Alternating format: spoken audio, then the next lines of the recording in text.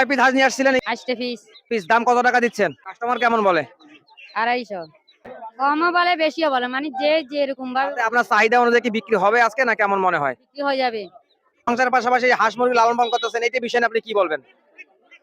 এটাই আমার কাছে ভালো লাগতেছে, নারী হয়ে একটা নিজের করতেছি, যথেষ্ট সংসারে একটা নিজে খাইতেছি, একটা দুই একটা হয়তো বিক্রি করতেছি, এরকম এটা সচ্ছলতা আসে, একটা ছেলে মেয়ের লেখাপড়া। তাতে সংসারের মানে পরিবারের আমিষের চাহিদা মেটানো হয় এবং কিছু সংসারের কিছু উপকার হয় বেচলে। আর হয়, ঠিক আছে। এই বিষয়ে যারা আমাদের মা বোন আছে তাদের উদ্দেশ্যে আপনি কি বলবেন?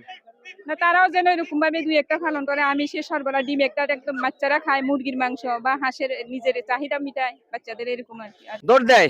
তা আজকের বাজারে হাঁস এবং মুরগি কয়টা নিয়ে আসছিলেন? একটা একটা হাঁস। তাতে আজকের হাঁসের দাম কত টাকা দিচ্ছেন?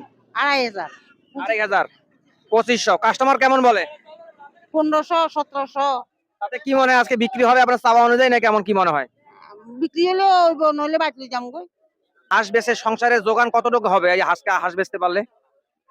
এই এগুলো অতিরিক্ত টাকা আর কি।